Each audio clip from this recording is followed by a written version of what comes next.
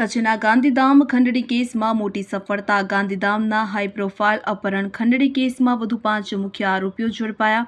પંજાબના ભટિંડાથી ગુજરાત એટીએસ અને પંજાબ એસટીએફની મદદથી આરોપીઓની ધરપકડ. અગાઉ આ કેસમાં 10 આરોપીઓ ઝડપાઈ ચૂક્યા હતા. દુબઈમાં રહેલા ભાઈને વિડીયો કોલ કરી હત્યાની ધમકી આપી 5.55 કરોડની ખંડણી માંગવામાં આવી હતી. યુએસડીટી મારફતે કરોડોની ખંડણીની લેવડ દેવડનો ભાંડાફોડ થયો છે. રોકડ, યુએસડીટી, મોબાઈલ ફોન અને થાર સહિત કુલ 4.30 કરોડથી વધુનો મુદ્દામાલ જપ્ત કરવામાં આવ્યો છે. આરોપીઓ અમદાવાદ અને જામનગરના સાગરીતોની મદદથી નાસ્તા ફરતા હતા. ટેકનિકલ સર્વેલન્સ અને હ્યુમન ઇન્ટેલિજન્સના આધારે સમગ્ર ઓપરેશન પાર પાડવામાં આવ્યું છે.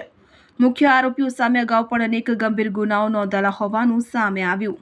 બધાને ખબર છે કે ગાંધીધામ શહેરમાં તારીખ 21 જુલાઈના બપોરે 12 વાગ્યાની આજુબાજુ એક બનાવ બનેલ હતું, જેમાં જે ભોગ બનનાર દિલીપ મજીઠિયા છે એ એમને જે ઓફિસ હતી ત્યાં નીચે કોમ્પ્લેક્સમાં પહોંચ્યા હતા અને ત્યારે સામે એમને એક ગાડીમાં એક વ્યક્તિ બોલાવેલ, જેમનું નામ જાવેદ હતું, અને એ એમની ગાડીમાં લઈને પછી એમનું અપહરણ કરેલ હતું.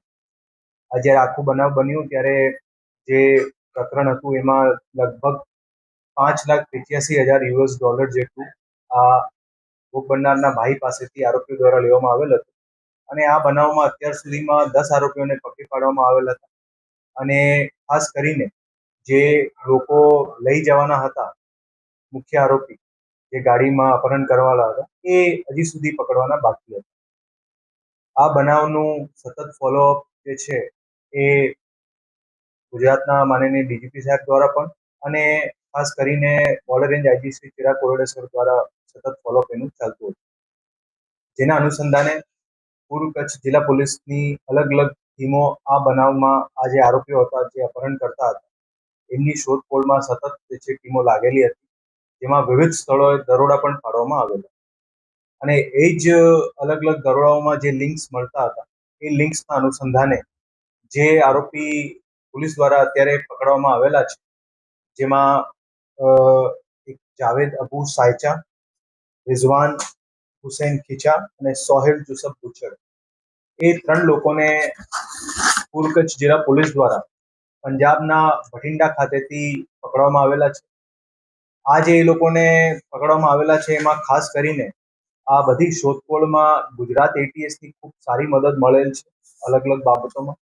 અને એની સાથે સાથે જ્યારે એ લોકોને ભટિંડાથી ત્યાં પકડવામાં આવેલ, ત્યારે પંજાબ પોલીસના એસટીએફ સ્પેશિયલ ટાસ્ક ફોર્સ એમની પણ ખૂબ સારી મદદ મળેલ છે. આ જે 3 લોકોને પકડ્યા છે એ લોકો અપહરણ કરતા હતા, અને એની સાથે સાથે બીજા 2 લોકોને પણ પકડવામાં આવ્યા છે જે અલગ અલગ સ્થળેથી. એમાં એક મુન્નાવર બુચડ કરેલ છે જે જામનગરનું રહેવાસી છે, અને એક નાગજી દેસાઈ છે જે અમદાવાદનું રહેવાસી છે. એ ટોટલ 5 લોકોને અત્યારે પકડ્યા છે, 5 અને અગાઉના 10.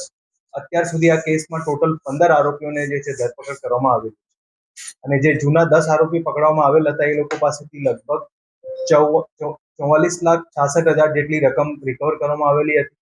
અને અત્યારે જે આરોપી પકડી પાડવામાં આવેલ છે એ બધા પાસેથી મળાવીને અત્યાર સુધીની ટોટલ જે રિકવરી છે એ અગર ભારતીય રૂપિયામાં ગણીએ તો $4,13,00,000 જેટલી રિકવરી થઈ છે.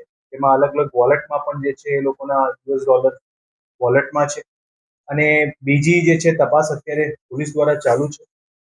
આ બધી તપાસમાં અમારી જિલ્લા પોલીસની એલસીબી એ ડિવિઝનની ટીમ, બી ડિવિઝન અંજારની વિવિધ ટીમો કાર્યરત હતી, અને ખૂબ સારી રીતે જે છે એમાં મહેનત કરવામાં આવી છે.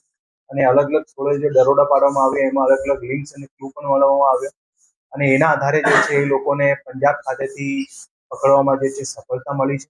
અને આગળમાં આ આખા બનાવની તપાસ અત્યારે ચાલુ છે. રિમાન્ડ મેળવવાની તજવીજ પણ ચાલુ છે. અને જે એંગલ્સ હજી પણ કોઈ બાકી રહી ગયા છે એ બધા એંગલ્સમાં જે છે તપાસ કરવામાં આવશે.